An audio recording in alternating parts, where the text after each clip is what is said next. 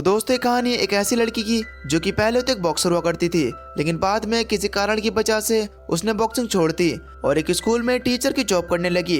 लेकिन वहां पर कुछ पुलिस इस बात को नहीं जानते कि उनकी टीचर एक बहुत ही खतरनाक बॉक्सिंग चैंपियन है। वो उसे बुली करने लगते हैं। अब उसके बाद क्या हुआ और हीरोइन ने आखिर अपना पैशन क्यों छोड़ा, ये सब चीजें तो आपको इस मूवी में ही पता चलेंगी। तो दोस्तों, मूवी बहुत ज्यादा इंटरेस्टिंग होने वाली है, इसलिए मूवी को लास्ट तक जरूर देखना। तो चलिए बिना वक्त ज़ाया करे इस मूवी की एक्सप्लेनेशन को शुरू करते हैं। तो कहानी की शुरुआत में हमें कोरिया के एक बहुत ही बड़े स्कूल को दिखाया जाता है। यहाँ पर हम एक ली नाम के लड़के को देखते हैं जो कि इस स्कूल का सबसे बड़ा बुली है। अपने से छोटे बच्चे को मारना, उसे बुरी सी बुरी गालियां देना, यही सिर्फ ली का काम होता है। दरअसल ली एक बहुत ही बड़े बाप की औलाद है। इसकी वजह से इसके ऊपर कोई भी सवाल नहीं उठाता और बस इसी वजह से वो उन स्टूडेंट को तंग करता है जिन्हें वो पसंद नहीं करता। उसकी गैंग में एक लड़की भी होती है जो कि इसकी सभी करतूतों की वीडियो बनाती है। आज तो वो एक लड़के को बहुत ही बुरी तरीके से पीटता है। खैर, यहाँ से सीन कट होता है और हम अपनी हीरोइन सीना को देख पाते हैं। सीना इसी स्कूल को एक न्यू टीचर के तौर पर ज्वाइन कर रही है। अब क्योंकि सीना एक न्यू टीचर है तो इसका इरादा यह है कि वो परमानेंट टीचर बन जाए। इसकी वजह से वो सभी टीचर्स और सभी स्टूडेंट से हंस कर बातें करती है, चाहे दूसरा इंसान कितना भी बुरा क्यों ना हो। खैर, अब जब वो टॉयलेट में होती है तो दो टीचर वहां पर आती हैं। वो टीचर्स इस बात को नहीं जानती कि सीना अंदर है। उनमें से एक टीचर दूसरे टीचर से कहती है कि शायद सीना इस बात को नहीं जानती कि पहले जो टीचर था वो किस वजह से मरा। अब ये सुनते ही वहां पर सीना घबरा जाती है और सोचने लगती है कि ये तो किसी ने मुझे बताया ही नहीं। इसलिए अब वो जल्दी से इसके बारे में अपने मोबाइल पर सर्च करने लगती है। तब उसे पता चलता है कि पहले जो यहाँ पर टीचर था उसे इस स्कूल की एक बुली गैंग ने बहुत ही बुरी तरीके से बुली किया और इसके बाद उसे मार दिया। हे भगवान, मैं कहाँ फंस गई, कहीं मेरा भी यही हाल न हो जाए। ये सब बातें सोचकर वो वहां पर परेशान हो रही होती है। ये जानने के बाद भी सीना बिल्कुल नॉर्मल रहने की कोशिश करती है और ऐसा बिहेव करती है कि जैसे उसे कुछ भी नहीं पता है। यहाँ पर एक टीचर सीना को बताती है कि अगर तुम्हें यहाँ पर परमानेंट होना है और सही सलामत रहना है तो तुम्हें एक ली नाम के लड़के से बचकर रहना होगा।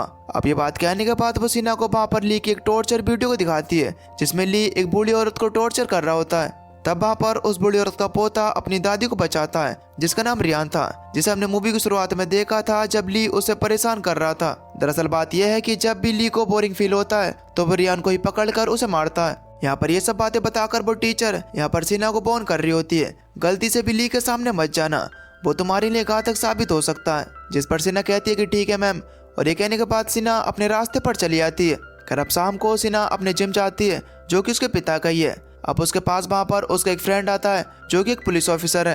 वो वहां पर उसके साथ मिलकर बॉक्सिंग करना शुरू कर देती है। दरअसल सीना एक बॉक्सर है और 7 साल पहले वो इस एरिया की सबसे बड़ी बॉक्सर थी, लेकिन फिर उसे अपना पैशन छोड़ना पड़ा क्योंकि उसके पिता ने बहुत सारा कर्ज ले लिया था। उस कर्ज को चुकाने के लिए सीना के पिता को अपने जिम को गिरवी रखना पड़ा।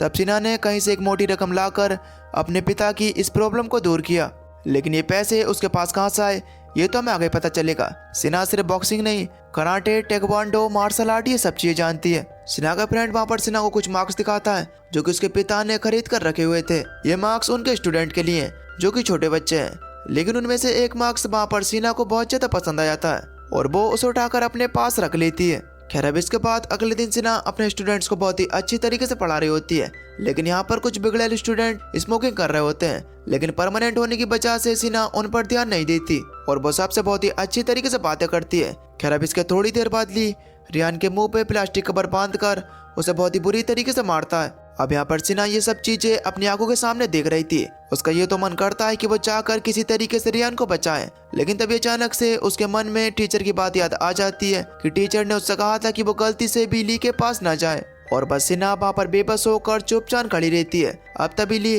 वहाँ पर रियान से कहता है कि मैं तुम्हारे चेहरे को अपने पैर से कुचलना चाहता हूँ। और अब ये सुनने के बाद तो सीना उसे बचाने के लिए उसके पास जाने लगती है, लेकिन अब तभी वहाँ पर एक और लड़का जिसका नाम माइकल होता है वो सीना के पास आता है और वो उससे कहता है कि प्लीज टीचर उसके पास मत जाइए, अगर उसके दिमाग कट गई ना तो वो आपका भी यही हाल करेगा। अब यहाँ पर सीना को ये बात भी पता चलती है कि ली का फादर चीफ है, उसकी मां लॉयर है और उसका अंकल पुलिस डिपार्टमेंट का हेड है। अब ये सारी पावर्स तो ली के घर में ही है। इसकी वजह से ली किसी के साथ कुछ भी करे, लेकिन कोई भी ली का कुछ भी नहीं बिगाड़ सकता।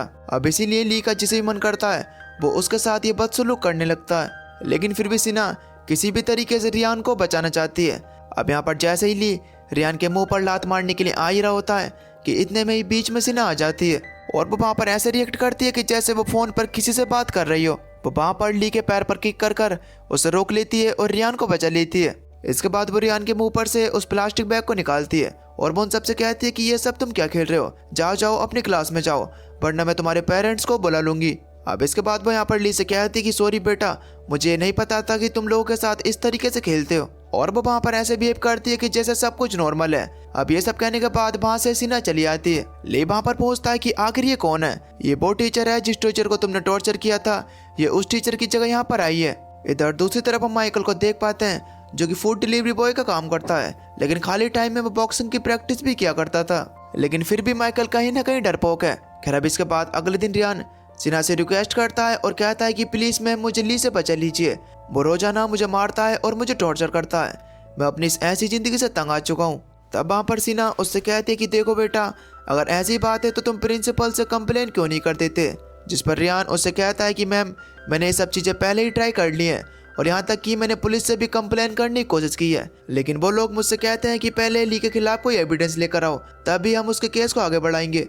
यहाँ तक कि मेरे प्रिंसिपल तो मुझसे ये बात भी कहते हैं कि तुम चाहते हो तो तुम दूसरे कॉलेज में चले जाओ, लेकिन हम लोग ली के खिलाफ कुछ भी नहीं कर सकते क्योंकि वो एक बहुत ही पावरफुल फैमिली से आता है। अब आप ही बताइए मैं क्या कर सकता हूँ। अब सिन्हा रात भर इसी बात के बारे में सोच रही होती है।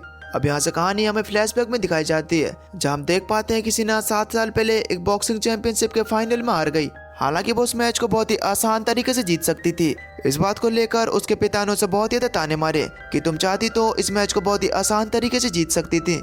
और हाँ, एक बात तुम कान खोल कर सुन लो कि तुम मेरी बेटी नहीं हो सकती, मेरी बेटी तो उसी वक्त बॉक्सिंग रिंग में मर गई थी। अब यही सब बातें सिन्हा वहाँ पर सोच रही होती है। खैर अब इसके बाद अगले दिन हम सिन्हा को देख पाते हैं जो कि ली के पास जाती है। वो वहाँ पर ली से कहती है कि देखो और भी बच्चे यहाँ पर पढ़ने के लिए आते हैं बिल्कुल तुम्हारी तरह, लेकिन तुम उन बच्चों को बुली नहीं कर सकते। और ये सब कहने के बाद सिन्हा वहाँ से चली आती है। अब जब सिन्हा स्कूल के अंदर पहुँचती है तो वहाँ पर सबके चेहरे पर 12 बजे होते हैं। दरअसल बात यह है कि किसी ने एजुकेशन कम्युनिटी को ये बात बता दी होती है कि इसी स्कूल में एक स्टूडेंट है जो कि सभी बच्चों को बुली करता है। अब इस बात को लेकर वो वहाँ पर सभी टीचर परेशान हो रहे होते हैं। अब तभी वहाँ पर ली के पेरेंट्स पे आते हैं और वो उन सभी टीचर्स को धमकाते हैं कि मुझे राजी से बता दो कि तुम में से कौन है जिसने मेरे बेटे के खिलाफ कंप्लेन की है। आप सभी लोग वहाँ पर बहुत ज्यादा डरे हुए थे।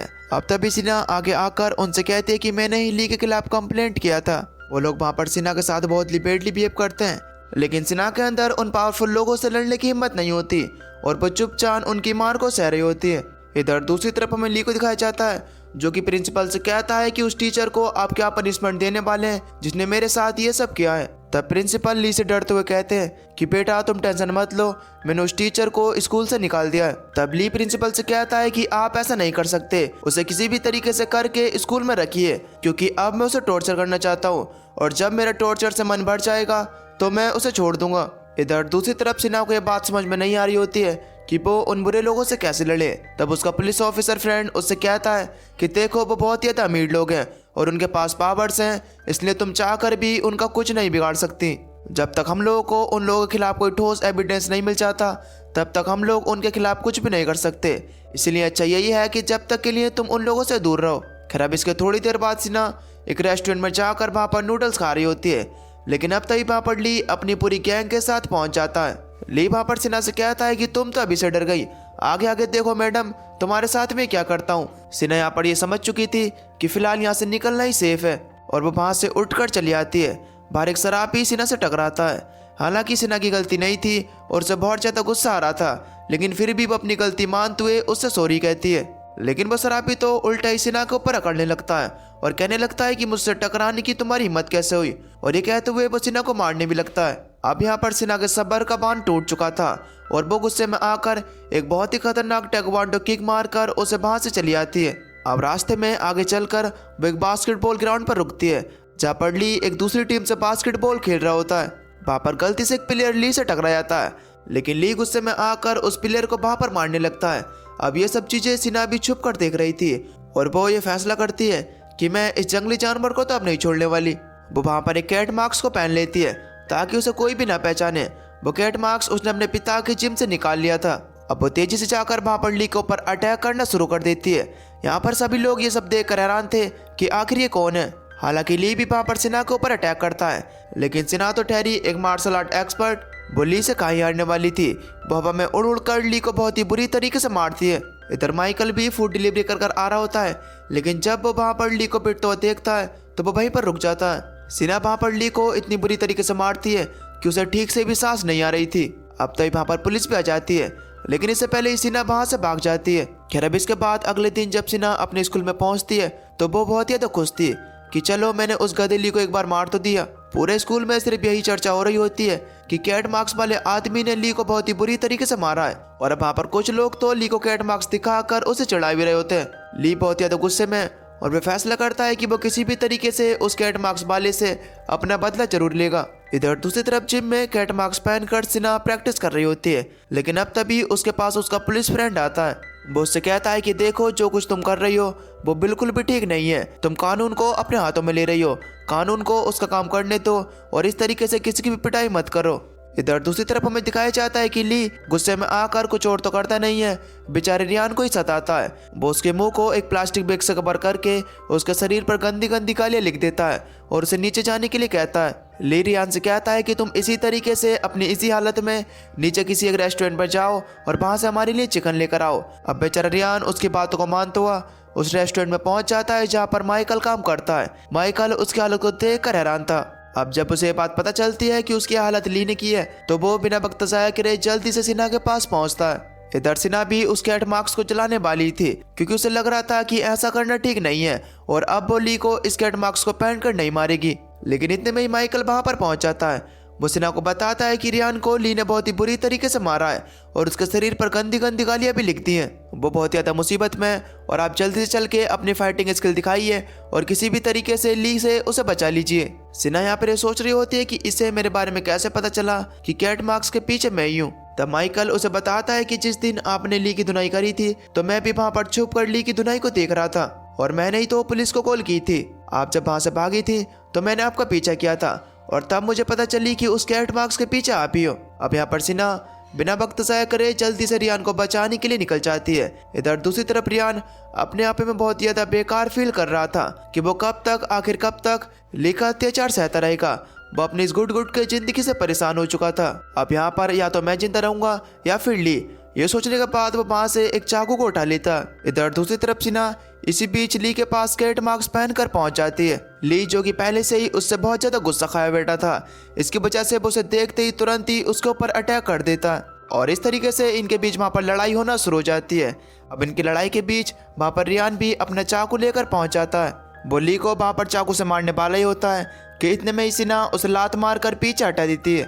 इस तरीके से वो रियान को बचा लेती है क्योंकि वो नहीं चाहती कि वो ली को मारे और इसके बाद उसे कुछ प्रॉब्लम फेस करनी पड़े। लेकिन इनकी इस लड़ाई के बीच रियान का चाकू सिन्हा के हाथ पर लग जाता है। अब इसी बीच वहां पर उस रेस्टोरेंट का ओनर भी पहुंच चुका था और वो किसी तरीके से इनकी लड़ाई को शांत कराता है और वहां से रियान को लेकर जाता है।